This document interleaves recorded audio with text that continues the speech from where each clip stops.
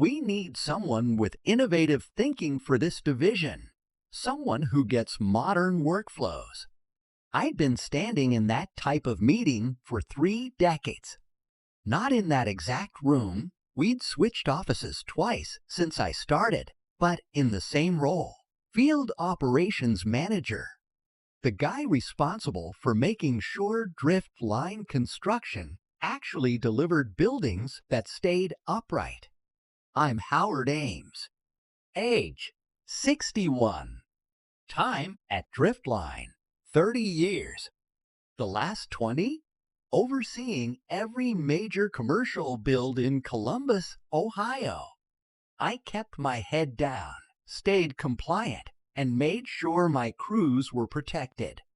Never blew a deadline that wasn't wrecked by storms or broken supply chains. Then came Jordan Blake, our freshly minted Chief Operating Officer, imported from some California tech startup. He looked at me like I was a rotary phone in a smartphone factory. 6 weeks into the job, and he was already leading meetings about the future of the company. The board wants a full restructuring plan next quarter, he said, eyes fixed on his tablet. We've got to reduce overhead and overhaul the legacy systems. Legacy systems. That's what he called the practices that kept our builds compliant, our schedules honest, and our inspections clean. I nodded. Understood. No argument. No defense. Just a simple reply. He paused, like he'd been bracing for a fight, maybe even hoping for one. But he didn't get it, because I already knew what was coming. The meeting ended with no formal decisions, just the silent clarity that I was being pushed out. 3 decades of experience, now classified as surplus. Back in my office, a tight little room plastered in site maps and paperwork, I opened the lowest drawer. Inside was a thick blue folder. I'd been adding to it for 8 years. Not for a day like this, exactly, more like insurance. Every rushed inspection, every permit shortcut, every corner cut by someone higher up. Documented, dated, noted in my own block letter handwriting. Not because I did those things. I opposed them, loudly at first, then more quietly. Because the people in the boardroom kept making calls that didn't work in the field. So I kept records. If we started building before approvals came in, I wrote it down. If we swapped out materials without documentation, I logged it. I closed the drawer. Didn't pull the folder. Not yet. But then I looked out my window and saw Jordan shaking hands with a guy in a designer suit. They laughed, glanced toward my office. That's when I knew. I joined Driftline back when old Frank Dre ran the show. He'd grown it from a small residential outfit into one of the most respected commercial developers in central Ohio. Frank taught me that buildings were about more than budgets. They were about people. Shortcuts always surface, Howard, he used to say. Could be next week. Could be 10 years. But gravity and water always get the last word. I lived by that. I became the guy who memorized every code, caught issues before foundations were poured, and stuck to blueprints like gospel. But when Frank retired and his son Thomas took the reins in 2010, the culture shifted. Thomas was sharp, but impatient. He wanted expansion, faster projects, national reach, reasonable goals, risky methods. We have to be more aggressive, he'd tell us in leadership meetings. Everyone cuts a few corners. We're playing it too safe and leaving profits behind. The first time we broke ground without final permit clearance, I lost it. Thomas took me aside. "Howard, you're an asset, but the industry's changing. We start early to stay ahead. The permits always come through." He wasn't wrong. They did come through because of my relationships. Inspectors, zoning officers, people who trusted me to keep my word because I always had. That's when I started the blue folder. Not to get even, to protect myself. If something collapsed, figuratively or literally, I'd have the facts. Over time, I stopped pushing back so hard. I still raised issues, but I let the paper trail do the heavy lifting. Soon, I was the old school guy, trusted, but seen as outdated, while younger project managers got fast-tracked for completing jobs faster, not better. Thomas kept elevating risk takers. Then, 5 months ago, I met Jordan, 35 years old, MBA, zero field experience. Thomas introduced him as the future of operations. I shook his hand and knew the cracks that had been forming in Driftline's culture had finally reached me. "Howard, we're reorganizing the field ops department." Jordan sat across from me, with Vanessa from HR nearby. It had been 3 months since our first meeting. Since then, consultants, board meetings, and new hires, young, all business grads, none from construction. "We're shifting to a decentralized supervision model," he continued. "We're dissolving the central field operations role. Instead, project-specific leads will report directly to development." I nodded again, face neutral. It wasn't a discussion. It was a done deal. After 30 years, the board wants to honor your contributions with a smooth transition. We're offering 6 months severance, continued health benefits, and possible consulting engagements if needed. Translation: we're letting you go, and we'll call only if we're desperate. "When does this take effect?" I asked. Jordan glanced at his watch. "Immediately. Today's your final day in office. Vanessa will assist with the exit process.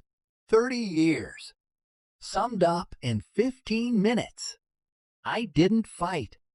Didn't list the times I'd bailed out doomed projects. Didn't remind them of the favors I'd called in, the permits I'd pushed through, or the mistakes I'd corrected quietly. That stuff doesn't matter when the people in charge don't know what matters. I signed the papers, shook hands, walked to my office. As I packed, my coffee mug, a framed photo of Catherine, my late wife, I saw Thomas watching from the hallway.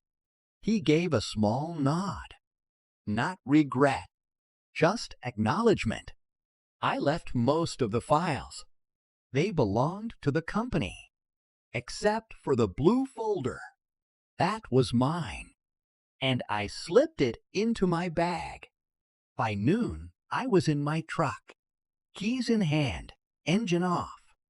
Through the windshield, I saw the Columbus skyline. 6 buildings I'd helped bring to life. I'd given everything to Driftline. Missed recitals, stayed late while Catherine was sick. Lost myself in the job after she passed. And now, I was disposable, escorted out like obsolete hardware.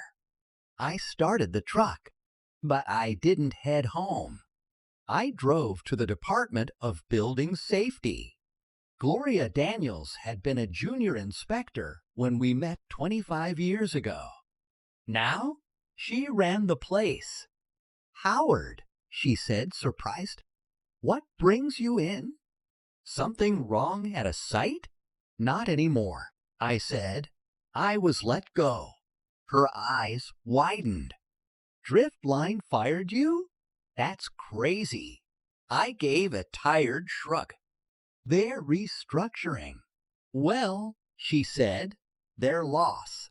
She said, want to grab a coffee and catch up? I set the blue folder on her desk.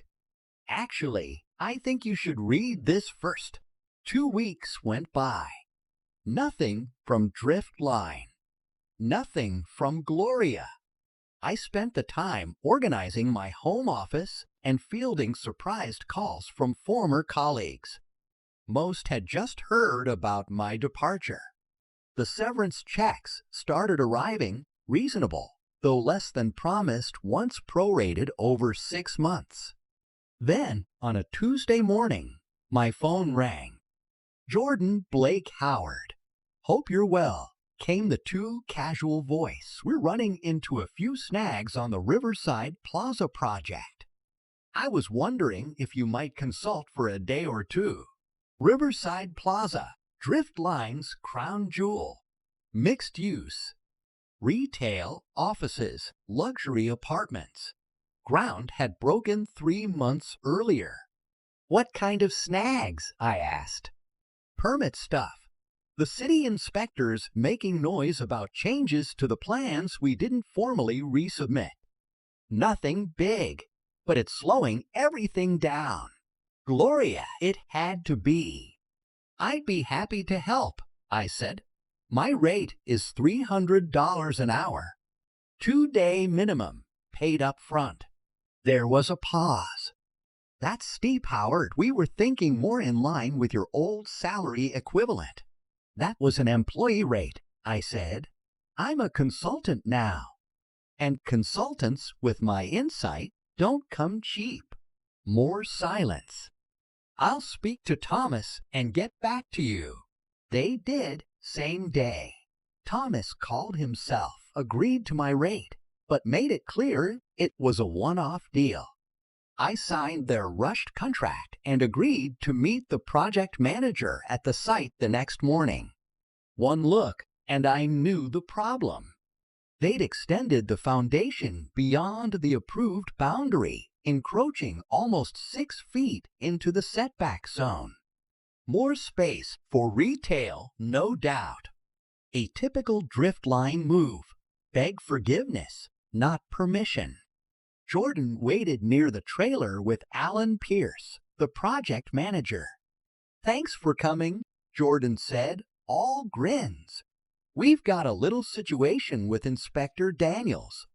She's saying we violated setback rules, threatening a stop work order. Did you violate the setbacks? I asked. Alan hesitated. Approved plans show 40 feet. We adjusted to 34 to meet retail demands. You submitted revised plans? They're in process. Jordan jumped in. But we had to keep the schedule moving. You know how it is. We were hoping you could talk to Gloria. She's always respected you. You want me to convince her to ignore this while you fix the paperwork? Basically, yes, he admitted. It's red tape. Minor adjustment. I walked the site, measured distances, took notes. It wasn't minor. It changed everything: drainage, emergency access, utilities. I'll speak to Gloria, I said at last. But I'll need everything: original plans, modifications, permit applications, approvals. Everything. They handed it all over immediately, desperate for a solution. That afternoon, I called Gloria from my home office. You've been busy, she said. They asked me to step in at Riverside, I told her. I figured. I said I'd talk to you. She laughed. And are you going to ask me to ignore their creative adjustments? No, I said quietly. I'm going to help you understand exactly what they changed, when they changed it, and which other sites might be affected. Riverside wasn't the trap. It was the trigger. There were likely dozens more. We met at a quiet coffee shop, far from downtown, and Driftline's office. I brought my documentation. She brought hers. After I read your notes, she said, stirring her drink, I started pulling every Driftline permit I could find from the last 5 years. Compared them to inspections. The pattern's clear. She slid a folder across the table. Photos from 8 construction sites, each with quiet violations, extra square footage, altered structural features, unauthorized materials. They've been building past approval limits, she said, small enough to slip past a distracted inspector, big enough to compromise safety. I wasn't shocked, but the evidence still landed hard. This wasn't carelessness. It was orchestrated fraud. The worst part, Gloria said softly, is Thomas Dray. He's leaned on us for years, calling council members, pushing back when we enforce code. 2 of my inspectors were reassigned after flagging violations. That was new. The rot went deeper than Driftline. It reached City Hall. So why now? I asked.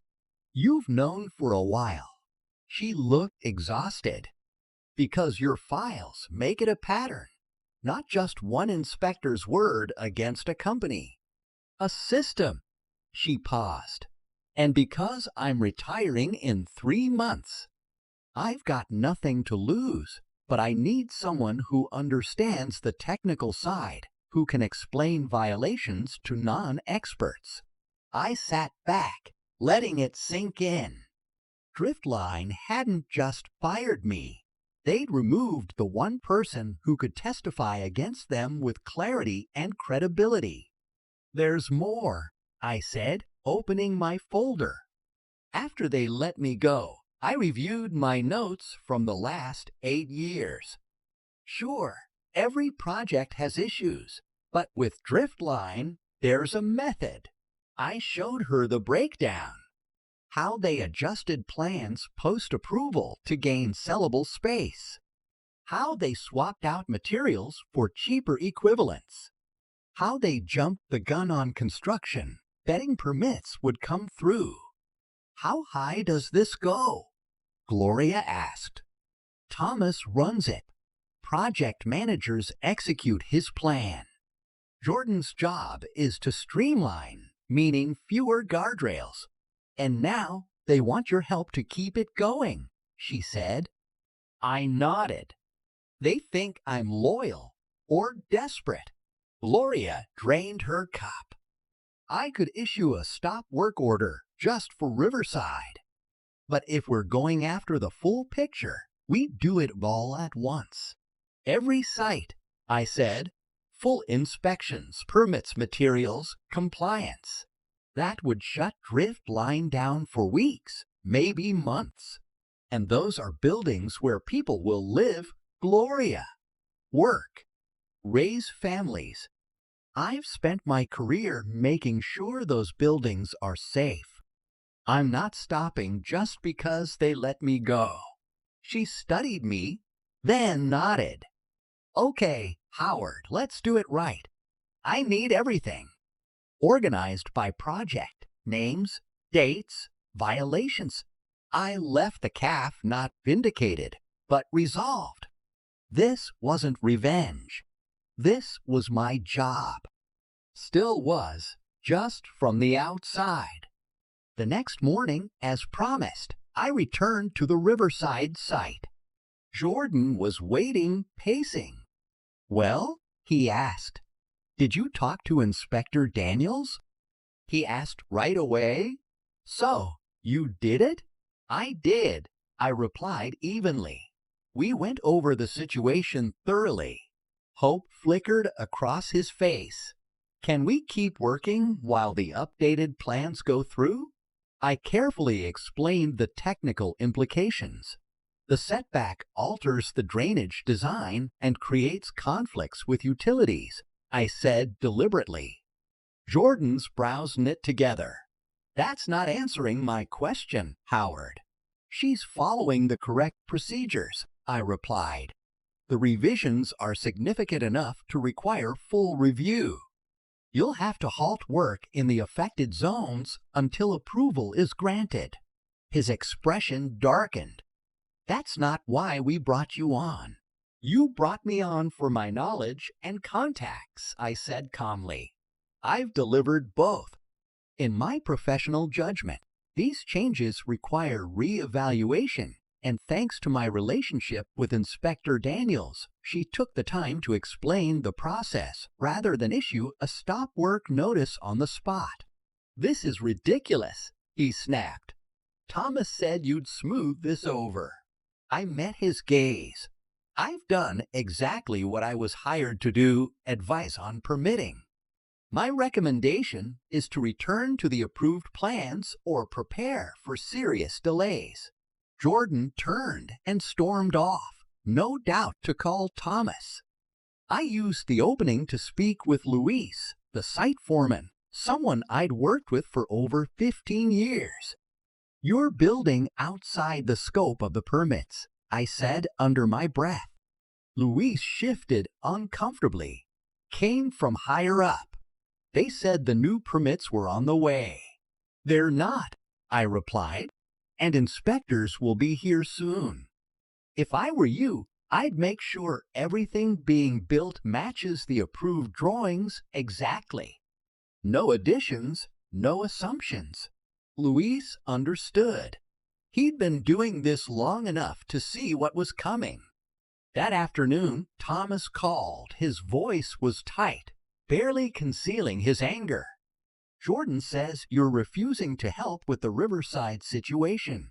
I've done what was outlined in the contract, I said evenly. I advised on the permit requirements. Don't give me that, Howard. You know what we needed. You needed someone willing to ignore building codes.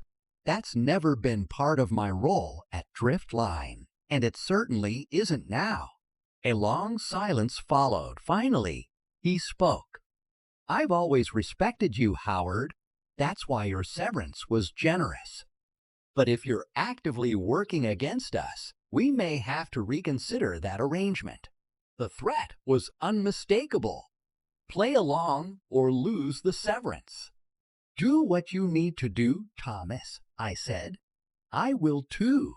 I hung up and immediately called Gloria. It's happening.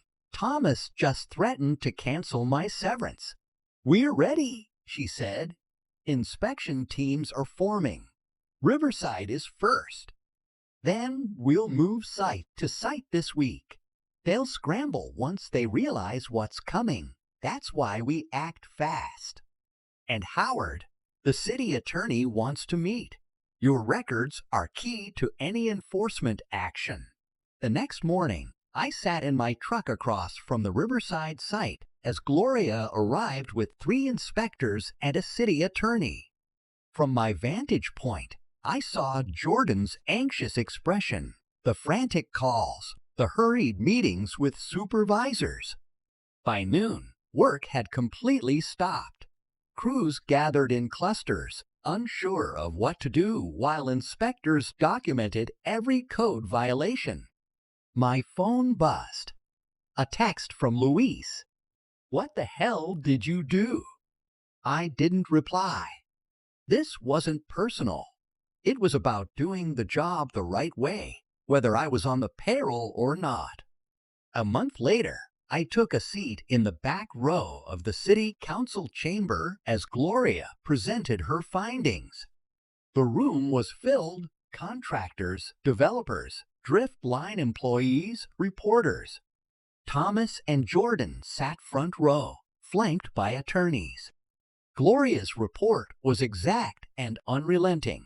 Slide after slide revealed violations at 12 Driftline projects. Substandard materials affecting safety, buildings expanded beyond lot limits, foundations poured without permits. These aren't isolated errors, she said. They represent a coordinated effort to ignore regulations supported by documentation from former operations manager Howard Ames spanning 8 years. Thomas turned in his chair, scanning the crowd until his eyes landed on me. He didn't look angry. He looked defeated. The city attorney stepped up. In light of this evidence, all active driftline sites are under emergency stop work orders. Further, all projects completed in the last decade will undergo full inspection at the company's cost. Gasps and murmurs rippled through the crowd. This wasn't a minor citation. This could break the company. And the attorney continued once the room quieted. We referred the matter to the district attorney for possible criminal charges related to permit falsification. Jordan went pale. He had signed many of those documents after taking over day-to-day operations.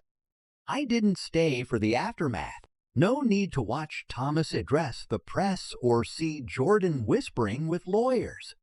As I walked to my truck, my phone rang.